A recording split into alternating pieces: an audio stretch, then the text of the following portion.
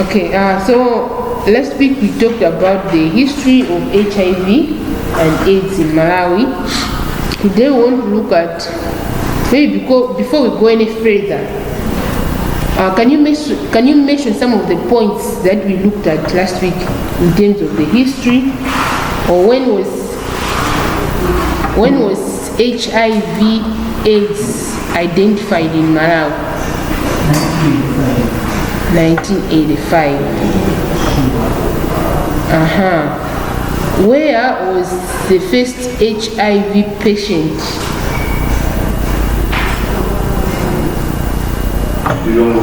Or where was the first HIV patient recognized? Kamu Central Hospital. Okay, fine. What are some of the interventions that have been done so far in terms of maybe during the, or can you mention some of the interventions that were done during the Kamuzbanda era?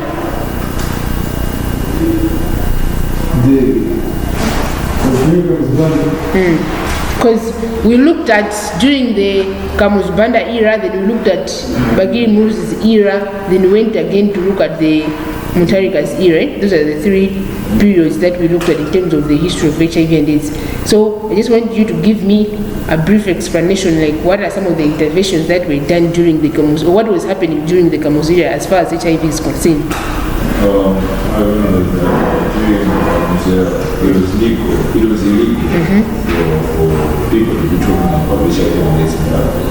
Why during the Bagiri Muruzi era? No, we're only talking about this era, the Kamuz era, yeah. So our friend is talking about how the information of HIV was spread. It was very illegal for one to just talk about sexual issues anyhow in public. What else? When it comes here, the government was not serious on how, or didn't have strategies. They didn't have proper strategies on how to combat this disease. What else? That was at the very first beginning, because of the negligence, they didn't have proper strategies. But what happened later on?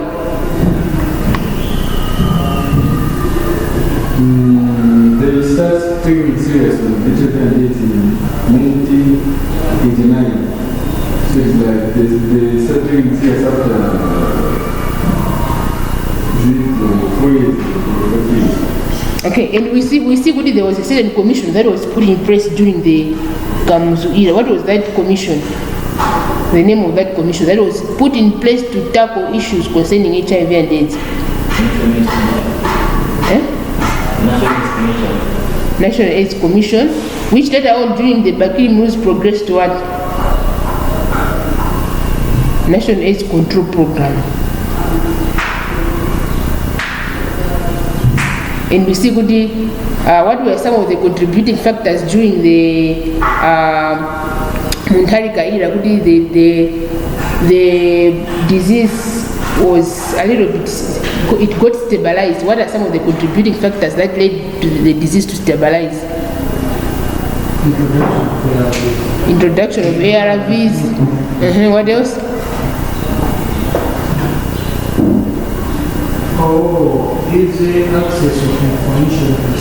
His access of information concerning HIV and AIDS issues. What else?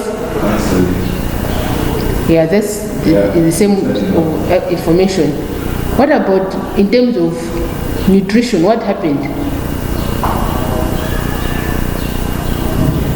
How did nutrition contribute to the stability of HIV and AIDS? There was bumper harvest, There was bumper harvest, at least people had enough food which enabled them. Because I remember in people's run there was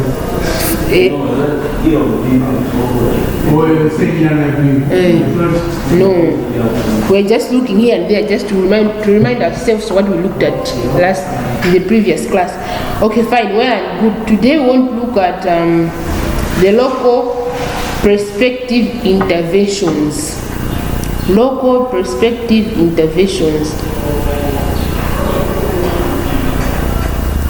So what do you understand by the word an intervention? What is an intervention?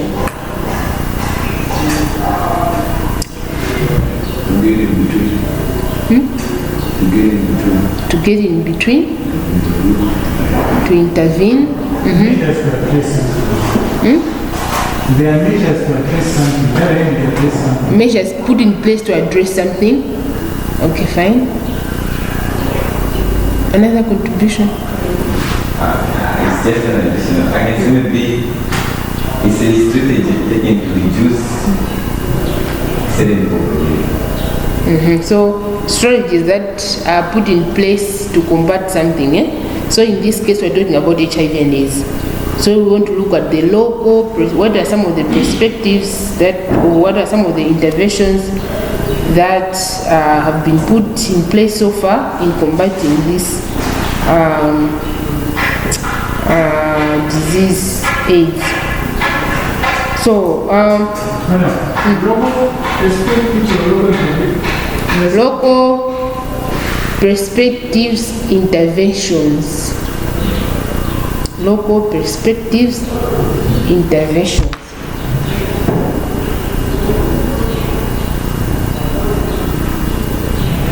So you can agree with me, Kudi, Malawi has taken a lot of interventions in the fight against HIV and AIDS. The first intervention that has been done so far is the increased access to condoms. Increased access to condoms, but also improving testing services and treatment options. So we have seen the increase in accessing of condoms. Can anyone give a brief explanation? How is this statement true? Increase in access to condoms. Are they easily accessed? Yes. How are they easily accessed? They are free at the hospital. They are free at the hospital. What else? One speak at a time, please. Our friend is saying they are free at the hospital. Is it true? Yeah. When you walk in the hospital, you're able to get condoms for free. Yeah. Serious? Yeah. There are some points where we put something like a container. They want something On the wall. Yeah. So anyone can walk in and just pick, but put in the pocket, then you're free to So go. after testing, Oh. they give you the box. The whole box. Serious? Yes. Interesting. And like to open those that are fighting against HIV and AIDS, they're moving with Can you mention some of these organizations that Youthwave, they distribute condoms? Yeah. The T-Party. Oh, PSI. Yeah, because a member last time having came at the PC. Like Youthwave, So after they came, they distributed. you were going under a table. One was free to go You can. and pick. Not even asking me questions that when they to what, so you just going there and ask for condom. Interesting. They give the whole carton. Serious? You also there. Like the whole carton they're able to give to a person. So this increased access to condoms is really true. It's happening on the ground. Okay, fine. So,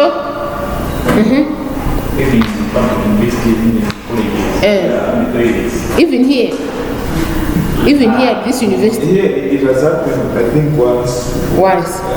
There's was it an institutional initiative or maybe a certain organization came in? I'm not really sure. I think it was an organization. I don't know what In the bathrooms? Not in the bathrooms. Like I had a channel and then they had their concern with it. Then they had to distribute the boxes so that we can't forever know the took out. Yeah, okay, fine. Then we have improving testing services.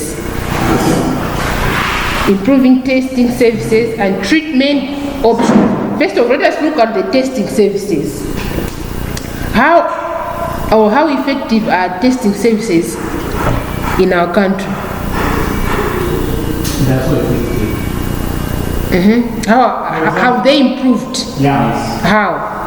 Like nowadays, they have some machines and actually you can use away in private.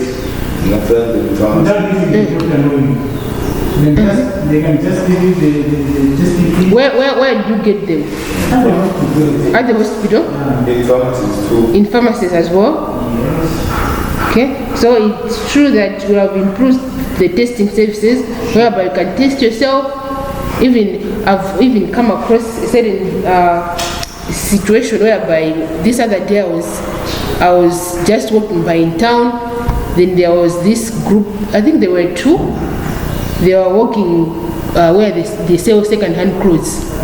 So they were offering free testing services, and they were instant, maybe within less than 5 minutes. They test you, then you get the results. So they were walking bench by bench, testing out if those people who are interested, they want to know the HIV status. So that means it's a very good intervention of children.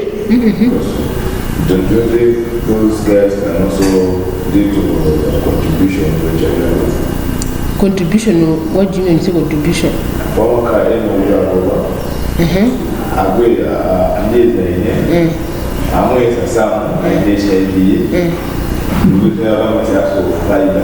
I said they are the same thing. No, they don't use the same things. No, it's a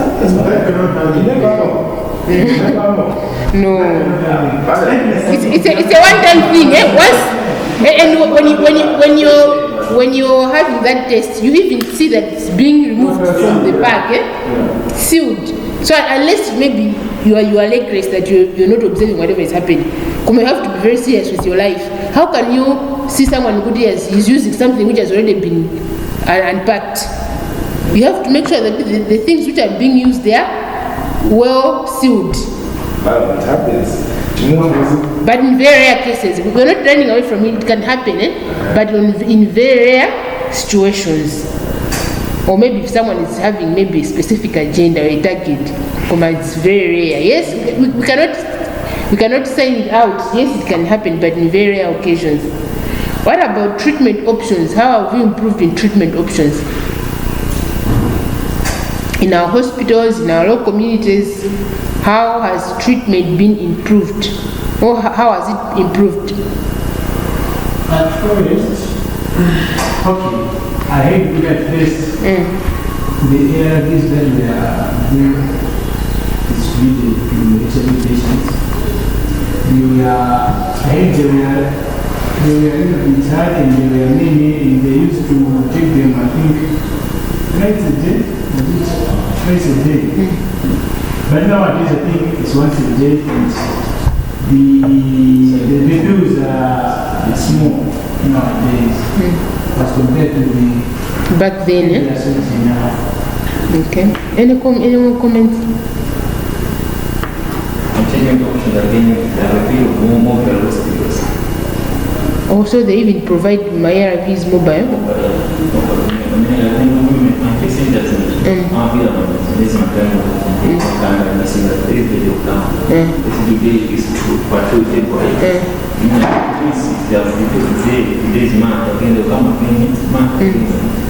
And the same point. Okay, fine. But also we can see with the previous ARVs, they used to have a lot of side effects, but they've been improved. These days they don't have many effects as they used to have previously when HIV was just identified as in a country.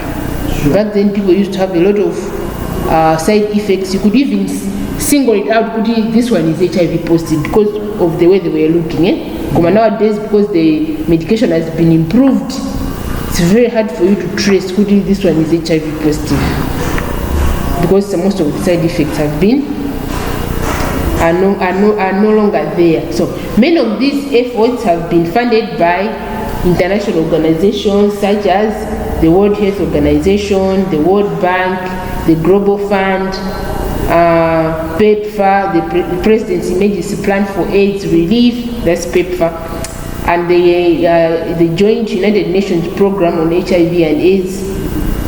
The World Bank has lent 407 million to Malawi. The Global Fund has agreed to give 390 million. So there were several organizations came in or have come in place to help combat the fight against HIV and AIDS by pumping in their funds in these different initiatives, so that the disease is no longer deadly as it used to be. Even the ARTs, they used to be very expensive, but nowadays people can go and access them at, is it 2,500? Maybe if the price has been revised. So the number of people on the number of people on the ARVs has also increased, because in the past decades there were very few people who were on ARTs, but nowadays more people are on ARTs. We also have some the counselings which are done to help combat this disease of HRVs. Now, okay. Organizational workshop is also an intervention, or maybe is it also a policy?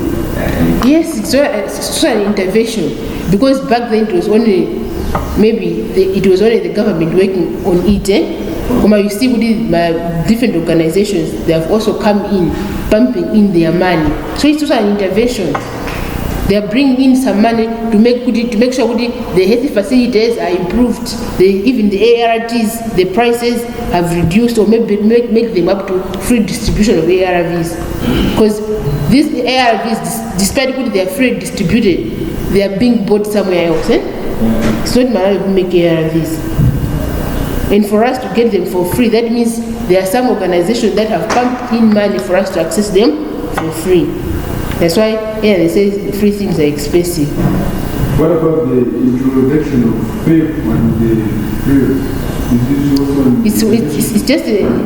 It's one of the improving treatment. It's inside improving treatment, because if we're talking about treatment, it includes the ARVs and all other interventions that are put in place in terms of treatment.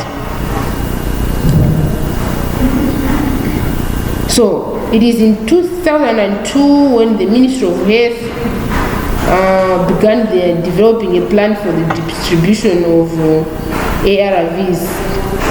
So the distribution of ARVs began in 2003, and in 2000. So the distribution of ARVs started in 2000, but 2003 there were a lot of points where ARVs were being distributed, and up to the current where our friend just talked about, there are even mobile services of ARTs. So that means just shows how we are migrating, or how we are improving, or some of the interventions that the government is still putting in place. There were only a few places where we access the ARTs, that like the Kamu Central Hospital, the Queen Elizabeth Central Hospital, and there were some organizations like the Medicines Frontiers which were providing these ARTs. So back then it was only a few organizations or maybe health institutions that were providing ARTs, but nowadays we have even reached a point whereby we can access these ARTs using mobile services that they come into our community and give us these ARTs.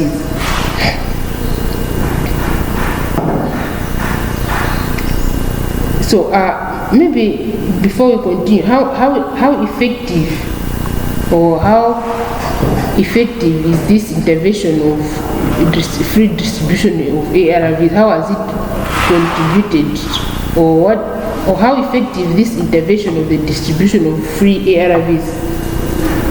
How is it effective? The distribution of free ARVs, is it effective in combating HIV? How effective is it? It has made those who are who cannot manage to buy the drugs for accessing for free. For example, recently in South Africa, they are buying the items that minimize for free. So it means those people who are poor, it is giving them to a disadvantage to access them. But is it not also contributing us to continue living in reckless life? Yeah, it is, but when you are into the classification of people, it means those who are poor, again, are subjected to that or HIV and AIDS.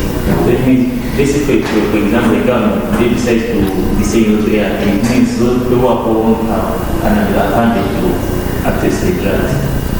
So it also depends on how the decision somebody has made to live this life. Because now, in this generation, everybody is aware of the disease. So if you say, because it is for free, then somebody will live this life, then it's a decision of somebody who has made it. To say, I will live this life. But for me, I think it is not disadvantage. So it has increased to lessen it has increased it has helped to reduce the HIV cases to the local people. What else? It has shortened and reduced the transportation costs for those who are poor and who are aged. How?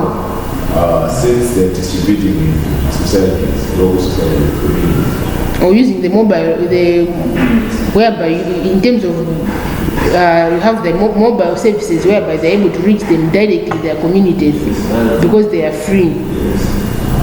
Okay. Interesting. You also had a comment there at the back. I don't know, I was just adding what you were saying. I was saying could be free distribution of content, which I think does more good than bad. So if you weigh the options there, you'll still be so that's why we just proceed. Now, in terms of accessing the condom intervention, is there any difference between those people who are living in cities and those who are living in the remote areas in terms of accessibility? No. No, I'm not okay. But so others you are saying yes, others are saying no. Can every one of us who has defend their point? Accessibility of condoms in comparison to those who are living in towns and those who are living in remote areas. What's the question? Okay. In terms of accessibility, are these, for example, one is living in town, the other one is living in the rural areas. In terms of accessing these condoms, because condoms they also help as one of the interventions which is put in place in combating HIV and AIDS. So I'm saying in terms of accessibility, how is it convenient, or how is it easy access to both those in town or in cities, or maybe there are some challenges which are experienced between these two people living in these two different settings? So there's no difference. There's no difference. Yeah. Those people who are in town and those people who are in the rural areas, all of them, they're able to access condoms without any challenges. Because of those in the balance, how do you Are you sure? Yes. Are you sure? Yes, most of them. At least for my woman. Yes. So that means, despite what you're staying in the city or you're staying in new areas, all these people have equal access to and all of us are now cars in town. Because you can't go to a private clinic and that's for free condoms. Yeah. Interesting. Okay. What about there's a myth? I don't know if it's a myth, but there's a myth that many people oppose condoms because they believe that condoms make sex less enjoyable. Because they question their ability to okay. There are issues whereby others they claim that condoms make sex less enjoyable. And there are other claims which they question the ability of condoms to prevent the transmission of HIV and AIDS. What do we think? What's our comment? I think this one will be I'm still getting that.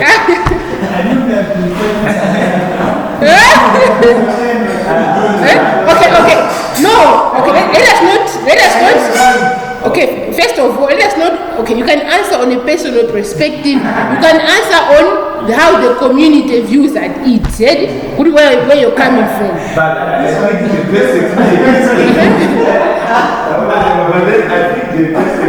The best explanation. Okay, so the best explanation is based on personal experiences. Okay, fine. For the society. It will be a myth. That's why I'm saying there's a myth that sex is less enjoyable when you're using the condoms. So I'm saying, what is our point of view?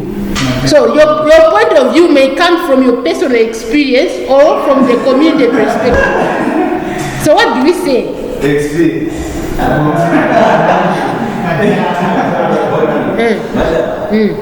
On that one, I can just say something they say we don't need money. Like moment, what do you mean? They say using the condom makes the sex less enjoyable. So okay, you're saying some people Yeah. say. Now when they are saying, what are their backing points? Yeah, because And I also know that there are different types of condoms. The likes of moods, maximum. There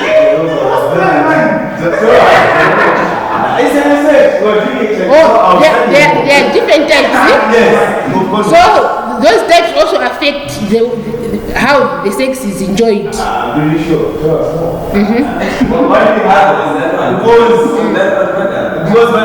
okay, question. It's not true. Because, on that one, everyone is stating self-explain. it's a question. Because I haven't experienced it. But then it's a question that if the condoms are not different, what's the difference between the condoms? For me, I know including a condom is a condom. That's why I'm also interested to know you're saying, is it not just a marketing strategy? But then, madam. It's just a marketing strategy. But Because for a very good example, sometimes they may, okay, for a very good example, we have food items in our society. For example, let's say a type of milk, we can see with needle jar. The way we used to look at needle, Deep and Nova is different. They have rebranded it. Does it mean good needle has changed? No. They have just repackaged. But then, on this point, condoms are moods. I'm not flavored. Moods is a type of condom. Okay, yeah.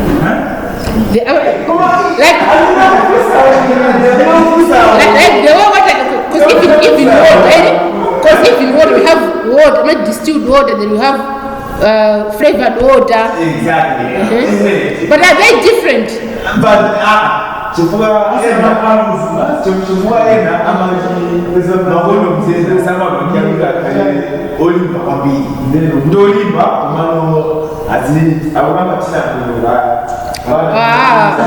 Okay. So they call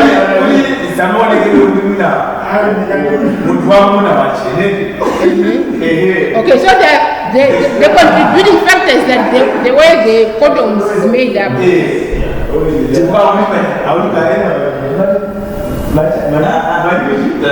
They're different.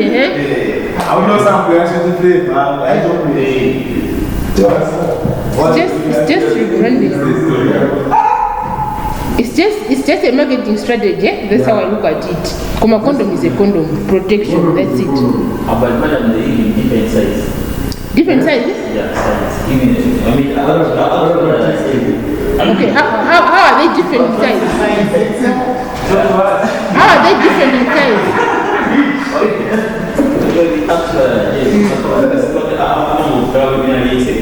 Let's just take the normal size. Medium size. Aja? even the guys must say, you got up for the man and transfer.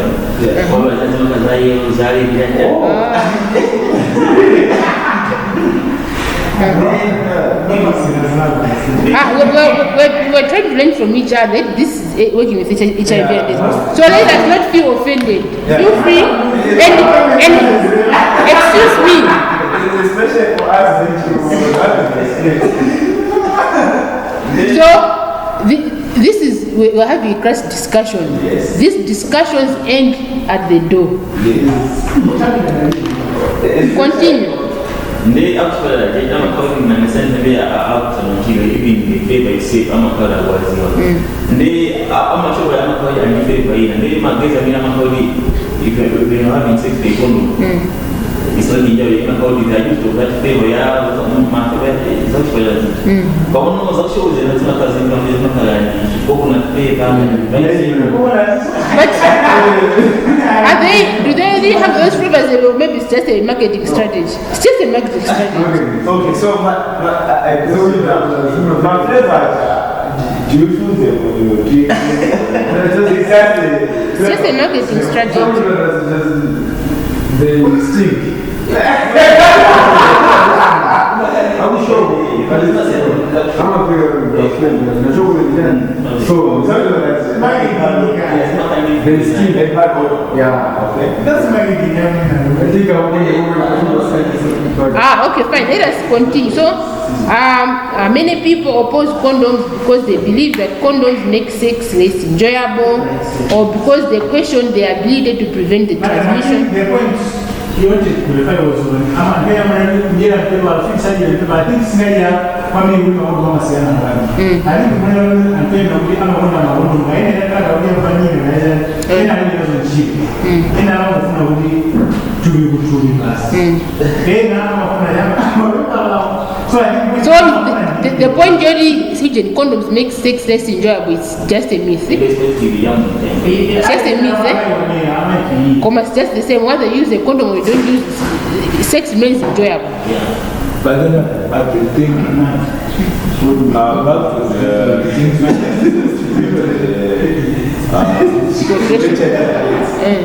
don't you think coming up with this local and I want to change to our rights and also Okay, so there are some